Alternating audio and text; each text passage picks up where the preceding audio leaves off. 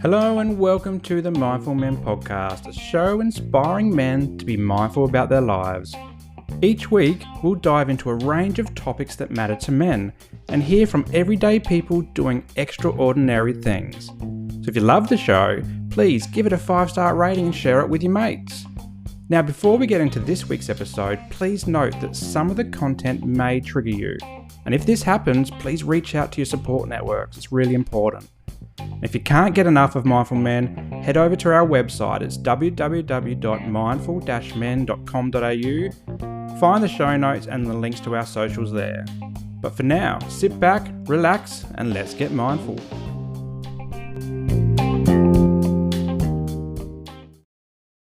G'day guys, and welcome to another episode of the Mindful Men podcast. I'm your host, Simon Rooney. And today we're getting mindful about one of my absolute favourite subjects. It's dads and community as well. And joining me for this discussion today, I've got Stephen Hirst from North Brizzy. How are you going, Stephen? Good, thanks, Simon. Appreciate it, mate. Yeah, obviously it's my favourite topic as well, being your dad. So, mate, it should be an easy conversation, I imagine. Absolutely. And to introduce you to the audience, you're the founder and CEO of Dad's Community. So we're going to be talking a lot about dads and community today. But you're a dad of 2 as well, and your mission is to create a community for dads that is safe, healthy, and non-judgmental. So amazing vision for Dad's Community.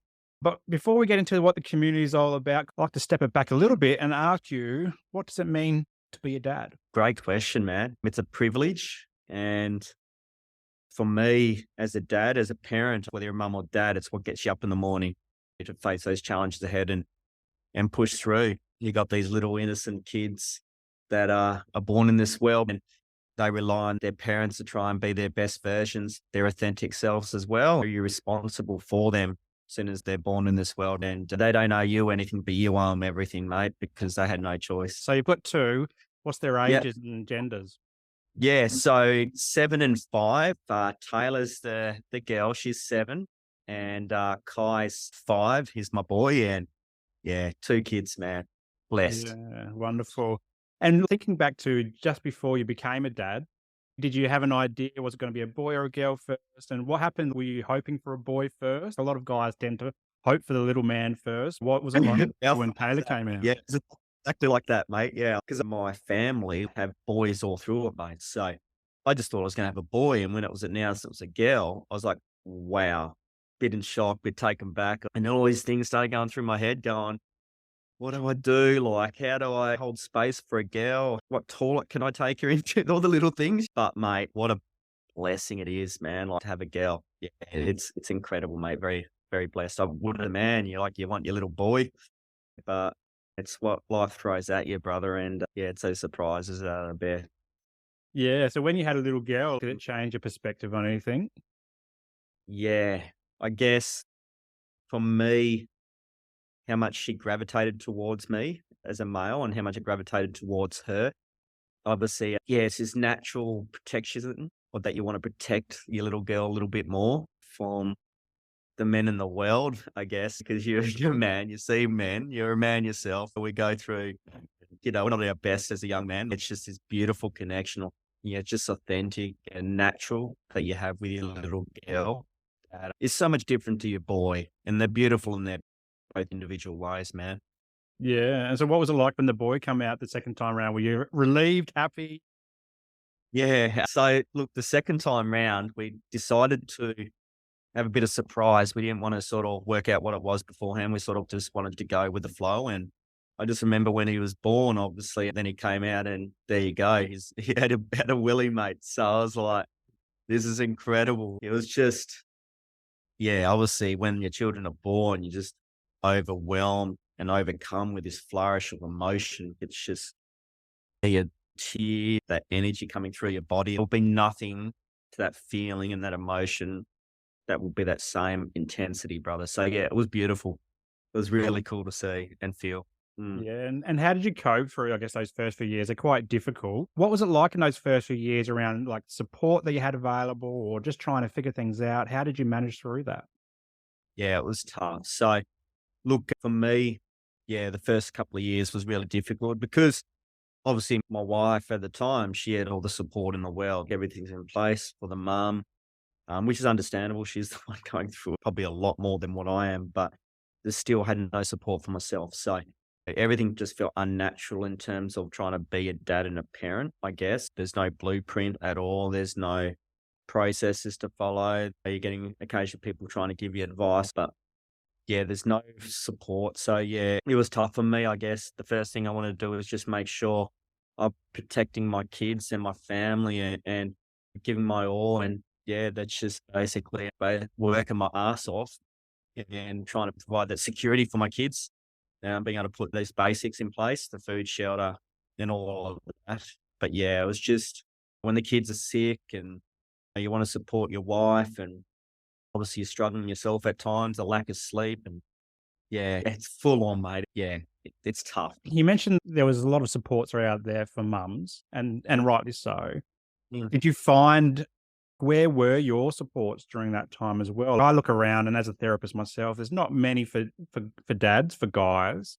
Yeah. There's a lot for mums and for kids, but yeah, what Mm. were your supports for being a dad going through that period as well? Yeah, literally no support really. There's nothing for me, I guess, as men, as dads, it's hard to ask for help and support as well. So it does come back to us and we need to take ownership from that end as well. It's like if we need help, we need to go and seek it. We need to ask. And it would be out there somewhere, surely somewhere in the community. But yeah, for me, I just obviously felt I need to take all this by myself, on board myself, mate. And there's nothing that just naturally comes your way and is offered because everyone else is tied up in their own life as well. And men don't generally check on each other as often as we should. Yeah, absolutely. And I guess that's some of the maybe the driver towards why you created Dad's Community as a community group. Before we Yes. get there, I'd love to learn a little bit more about, the man behind Dad's Community and what were you doing beforehand and how has it kind of helped you transition into what you're doing now with the group? Yeah. So what I was doing beforehand, mate, is I was in the corporate world. I was a team leader and trainer, assessor and coach in sort of the health industry as well. I was in there for 5, 6 years before that in banking as well. So always in that corporate world around KPIs and always been in sort of that leadership position as well. So I've got all these skills and all these tools. I was in doing stuff basically that I wasn't passionate about. So I was in there for quite some time. That was before Dad's Community. And then from there, you had the marriage separation. The wife had a pretty bad health scare, which is easy to talk about now, but wasn't back then. She had a brain tumor, Mm. a lot of pressure on our relationship. That was really struggling at the time. And that was probably from the effects of having two little children with not much support and not much communication happening either. So, which I'm sure a lot of parents can relate to. So, a lot happened in that time. And obviously, I was feeling unfulfilled in my job. And I realized I guess there's a little bit more I can do in life. And I just thought I'll just take a bit of leap of faith and burn the boats, as they say, and go all in, mate, and create a community for dads. And so what is the community? Can you give us a bit of an idea about what it is and why do you felt like a Dad's Community was needed? Yeah. So going back to what we're talking about, there was no support for men and dads. And it's probably a reason why we don't speak out and ask for help as well or speak about our feelings. Because soon as we do, it's either taken the wrong way by the other half, not in a bad way. It's just obviously we're biologically different as well. We think differently. And it's just really hard to speak up and be heard and speak your truth. And sometimes it's on our fault as well. We're not the most articulate blokes. There's a few blokes that are, we may say it the wrong way or however. But yeah, I just wanted a place where we could be heard, a safe space. One thing I noticed when I was in my marriage for a long while, and because of having kids and work and stuff, I was just so exhausted, overwhelmed. And I naturally over time started to isolate myself. And that probably, I don't like to label things, but it could have been depression, anxiety, or whatever. But these are forms of isolation, come out of isolation, I find. And human connection is so important. And being able to relate to other people that understand you, where you just feel natural in that environment more. So yeah, that's it, man. That's why there's a community now. Can you take us through those first few steps of creating the group? What does it look like? What was your vision for it? So I was still in my old job when I started it. I just thought I'd do an online page, occasionally treat it as a hobby, do my thing. And it was getting a little bit of momentum and started had dads reach out. And I just realized, wow, okay, there's a little bit more I can do. But I found myself being split, energy being split. And as a bloke, as we all know, multitasking is difficult. And splitting that energy, you're only going to give half. And we sold our home through the marriage separation and had a little financial buffer on my end. So I was like, okay, that gave me that sort of relief that I can go and just give this a crack and make it work. And yeah, the first thing, online community, mate, that was the first step. Yeah. And what was going through your mind? Were you terrified, scared, happy? What was the emotions going through your mind at the time? Mate, of course, scared, petrified. I've been in the corporate world and the system, as they say, for so long. And it's all I knew, where you get that weekly paycheck. And then I suddenly now have to provide for my kids as normal, but without that weekly paycheck. And the standard of living we all know is through the roof in terms of cost and being able to live comfortably. So there's so many challenges ahead of me. But if I wasn't going to take this leap now, mate, when everything was aligned, then when was I going to do it? It probably would have never happened otherwise. Yeah. Yeah, and thinking back to those early days, what was the services you provide? And I guess for the community out there that's there now, what's going on at the moment in the dads community? What's on offer for guys that want to reach out and join? Yeah, mate. Plenty on offer. So obviously it's that community support. That's one online where you've got men just opening up, being vulnerable and being heard. And then before you know it, they're getting support from other men and other dads that generally just want to give. They don't want to receive or expect anything out of it. They just want to give, which is great. And then from there, we do the in-person events. So we do the Friday meetup, which is great. We're doing now a men's school monthly. We also do a day of walk, a morning walk, where we grab a coffee and walk around Lake Eden in North Lakes, which is really cool. And then we also do a family day catch up where we just partners can come along with their kids and they can see the community for what it is and how healthy it is as well.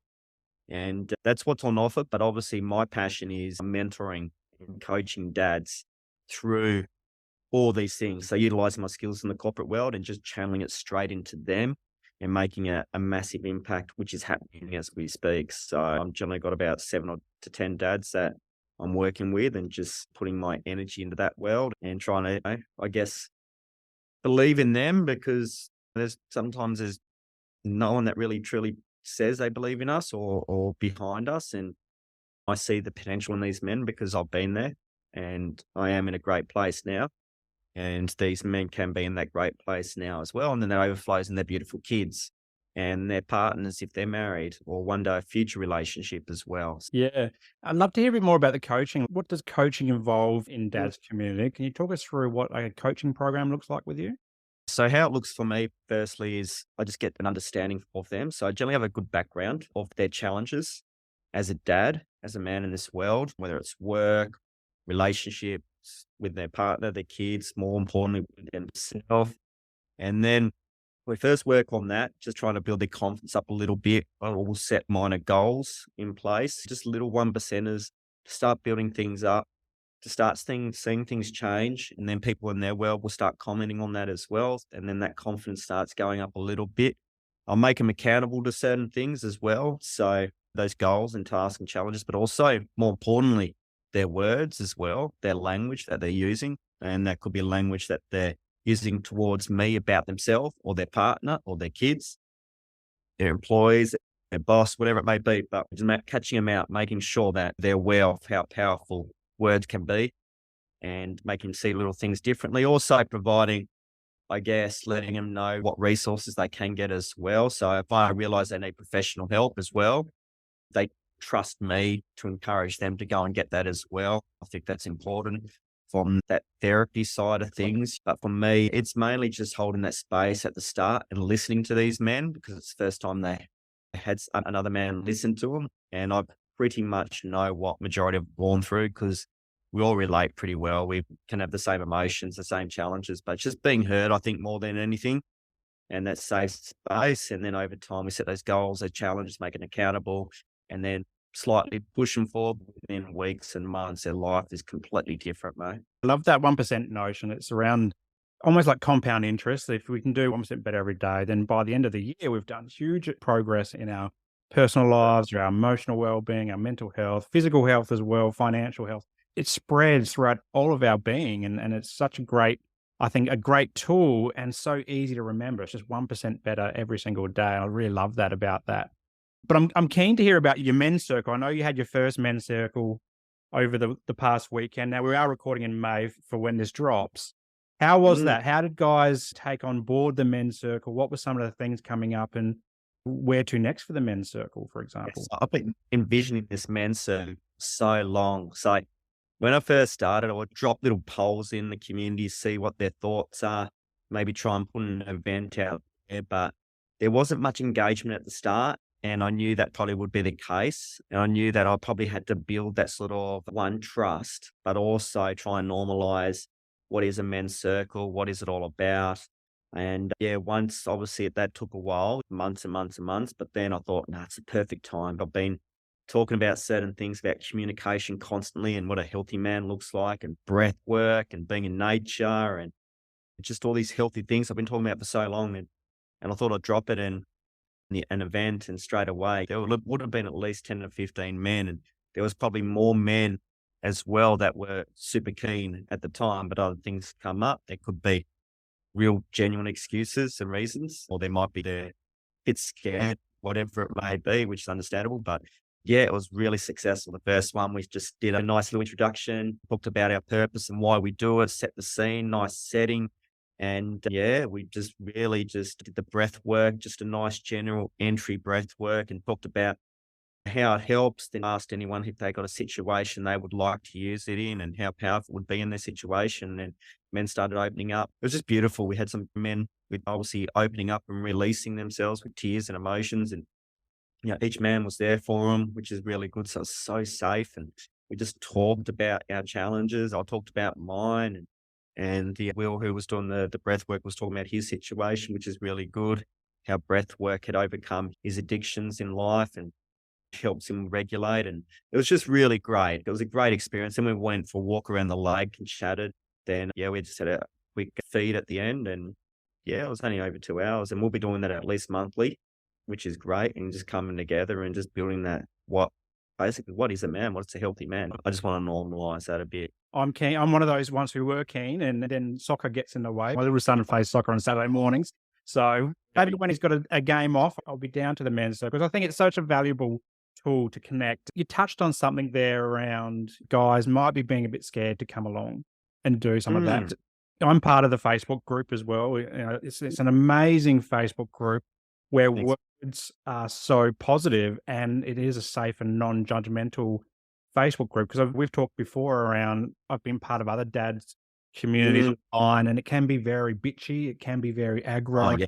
very toxic. Whereas the dads community is the complete opposite. And I think it's so warming. And you often see guys in there, particularly for the Friday night catch up that you do with Mm, afternoon barbecue. And they often say in the group, oh, I've been meaning to come, I've been wanting to come, I'm a bit anxious to come. But then when they do, the mm. support around that is such a fantastic vibe that you've got going. How did you foster that kind of, I guess, energy, and then also keep bringing your energy to that so it keeps being positive and supportive as well? Yeah, I guess being the leader of the community, I've got to lead by example. I've been where these men have been. Like, I would have never dared to go to a group of men and hang out with that I didn't know back in the day. And I say that I was scared. I was anxious about that sort of stuff. I would never have gone, mate. And my ego was completely in the way of those things. And that's probably a major reason why my marriage didn't, work out. And I will own that part. And now I'm running these things, man. But it's obviously leaning in the front, being vulnerable, saying I was that man. And now look at me now. It is possible. And then also when these meetups do happen, obviously you can see these men from a mile away when they show up. They're looking around, their heads down. You can just see it. And I just love it. I just go up and say, "G'day." It's not just me, it's other dads that will notice it too now because they're that person only last week or 2 weeks ago. And yeah, these men, mate, it takes one in the group to say something, and then they're, "Oh, wow, I'm not alone. This is actually what they're going through is quite normal." And I think all we want to feel is we're not alone in this world and we are normal. and what we're thinking and what we're doing and what is happening in our life. And I think so many men, once what I find the most beautiful thing is I always try and capture a moment where I just like to step away from the group and just look at it from afar and just see the connections being made. And they're all hovering around each other and just talking or listening and holding space for each other, and all credit to them, which is incredible. So it's beautiful, man. And then I just obviously talk about it after, and then it's just showing up every single time. Like I said, I'm always going to be there. If there's one person or 50 people, I'll be there every Friday just to know that there's a dad waiting for them and holding that space for them. And now there's other dads doing the same for them, mate. No, it got me thinking about this concept around isolation. And I've Mm. been doing an online 6-week webinar series on men's mental health. And it happens that this week is around community and isolation, the importance of community. So you're thinking about community, and your dad is a community of guys around, and you've got what, 1,900 in the Facebook group roughly? Yeah, I'm waiting for that tick over 2,000. So if you listen to this, get onto the Facebook group and sign up. And through the Facebook group, I see other dads coming on as admins and taking charge. You've got the guy that does the walks and stuff like that, and it shines through. And even some of the comments as well. It's not just you commenting on behalf of Mm. the dad's community. It's some of those other admins as well doing some of the work, and you're building these group of guys who are coming to the call of arms as well. And that must make you feel really proud to be creating this community for guys who would have otherwise, yeah, had nothing to turn to. Yeah, correct, mate. Like I said, we're all leaders. We've all got that potential within us. Someone just needs to give them that opportunity. And these other admin people we're talking about, these are dads I actually mentor. Now, I didn't ask them to be an admin. They just offered their services. So they must have found that inner belief within them. And then they were like, I'm confident enough to be able to serve and hold space. And then they're doing that, and they're doing a great job, and they're commenting, and they're doing little things to lead as well. So it is incredible. And you mentioned the word serve there, and we often, when we get together, you talk around that you're here to serve other dads and stuff like that. But you also said before that historically you wouldn't have got together with a men's group and shared some of this stuff. So where does this fire come from for you to start sharing and start to guess show your vulnerable state and help guys through their periods of struggle? Yeah, correct, mate. Couple of reasons. Obviously, sometimes you really have to hit rock bottom. Now, my rock bottom was marriage separation, the kid's mum having a brain tumor, thinking she's not going to be around for kids. So those massive shifts internally, and how I look at it now, it's what's happened for me, and obviously not to me. People think a marriage separation would be the end of the world. Yeah, at the time it was. The brain tumor at the time it was. But I hit rock bottom at those moments, and I just realized I was talking about it before, these two little beautiful kids. They would have been 3 and 2 at the time, man. And Mm. like I said, we owe them everything. They owe us nothing, and we're responsible for them.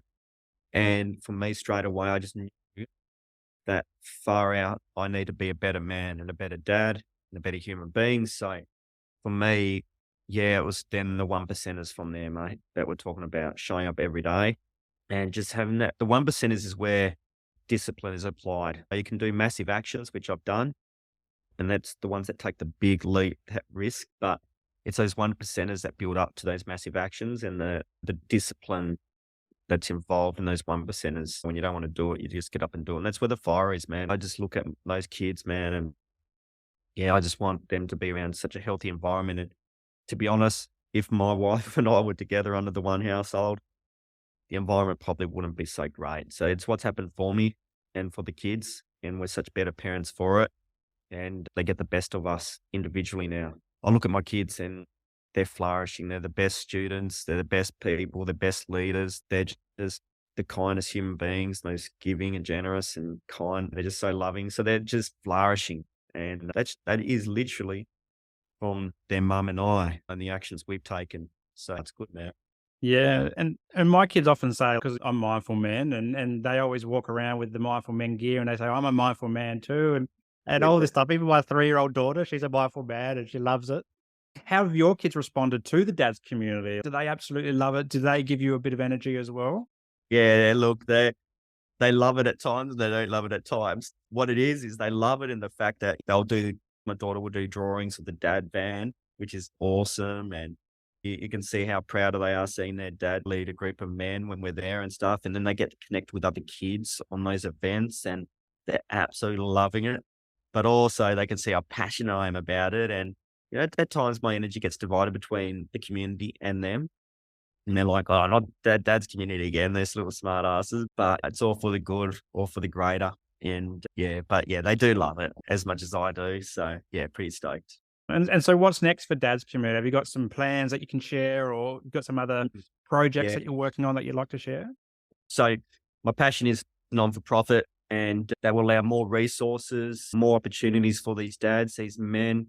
And I'm pretty close to getting that finalized, which is great. Yes, it's been costly for me and a lot of paperwork, and it's not easy, but it's going to be worth it because this thing's going to run forever. And one day someone's going to step in and take over from me as well. So that's the next big project, is getting that. And then I want to do fundraising and get the men out there more and create a spotlight for these men to shine in through this non-for-profit process. And, eventually I want to do proper retreats as well. We've discussed that, doing retreats and just getting out and just getting some major impact on these men over a couple of days and doing certain things. So yeah, there's a million things that the opportunities are there. It's just obviously up to instill and do things properly first. People obviously ask, can we open one up at this suburb, this town, this city? I would love to. But I guess for men, and this is the number one thing for me, is just being available and being consistent. And obviously it's my passion project. It's my baby. So in that aspect is, I guess there's other dads they've got other things in their life going on and stuff like that, and their families, and they've got to support this. So being as available as I am isn't as easy as it may seem. So I just want to do it properly. Never want to let down another man in another space. May do at times because we're only human, but yeah, just want to do it properly, mate. Yeah, you mentioned other dads asking you to open up in other areas as well. It's obviously getting a bit of traction outside of the North Brisbane area. Yes, definitely, mate. Everywhere. It's all across Queensland, the opportunity's there, but we just got to remember this community is 9 months old, mate, 9 to 12 months old. And a lot of the first teeny part of that was just a hobby really. But the only reason it's flourished is gone full time. It's a job. If it was a hobby, mate, it would be 400 members and occasionally just another Facebook group. So I just can't wait to see in another 12 months where this beautiful community will be, for sure. Well, it is an amazing community, and I'll put the link to access the community in the show notes. But yeah, can you plug how people find you? Are you all over social media? Where's the best place to find you? Yeah, mate. So for me, best place to find me is obviously on Facebook. Just type in Dad's Community. You'll see it right away. That's probably the best place to find me. But you can look up myself personally as well, Stephen Charlie Hirst on Facebook or Instagram. I'll be there. Shoot me a message and I'll be happy to answer it, mate. So they're the platforms that you'll find me. But also you'll find us at Petrie at the Mill Water Park on a Friday. Every Friday between 4 and 7 p.m. You won't miss us. There'll be these black shirts everywhere. We look like a bit of a cold, I think, more than it. Bit of a laugh, but I love it. And it gives me such pride when I see the shirts. And also the weekends, those Saturdays where we do those walks around the lake, etc. But all details will be in the community. Yeah, and you can, if you're on the road, the Dad's van is becoming a bit of an icon in itself. You're seeing photos of it everywhere. It's amazing to see. They have a little game sometimes. They play Spotto, and it's a good laugh, mate. I get these thumbs up, and honestly, bro, we get pulled up everywhere. So it's incredible. I did feel when I first got the van, I did have that imposter syndrome where it just didn't feel comfortable. This is just too not real for me, and am I worthy of it, and all these things. But we are worthy of these things, and it's not just me, it's other men with other things they're doing. So you just got to sort of step into it and own it. And yeah, but I know us dads, as men, even as dads, there's that imposter syndrome there, especially in the first couple of years as a parent. It was for me too. It's like, I didn't feel like a dad within that first couple of years. It was just weird. It just didn't feel right. I just didn't feel mature enough to be a dad. I completely understand. It is an adjustment to go from that. And particularly when, for me growing up, I didn't have young kids around me at all. So I didn't know what it was like. Whereas my wife, she had a big extended family of lots of kids. So it was normal for her. But when the first time I held a baby, I'm like, what, and my own kids, like, what do? I don't know what I'm doing. I don't want to break this thing. And it messes with your head a little bit.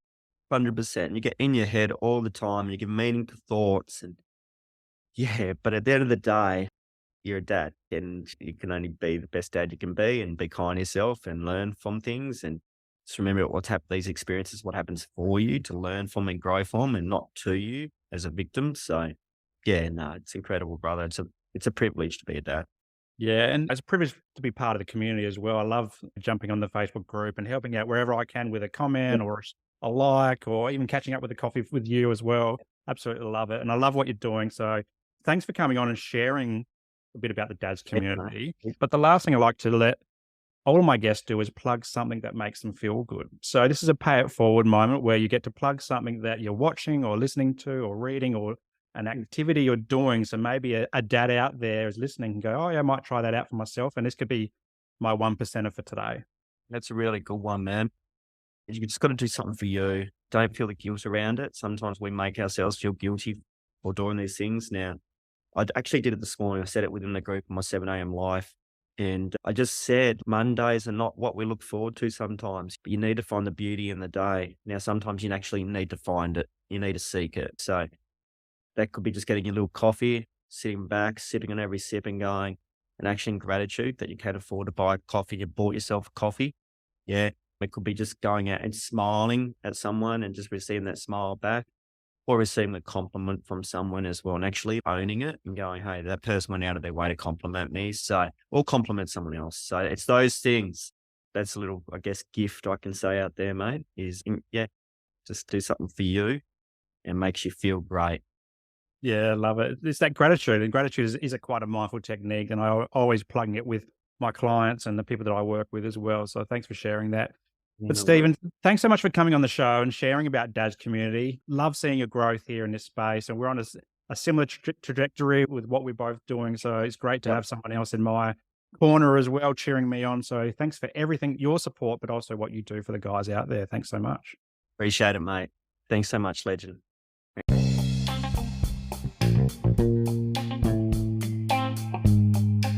Well, that's a wrap for today's episode, and I hope you got some value from it.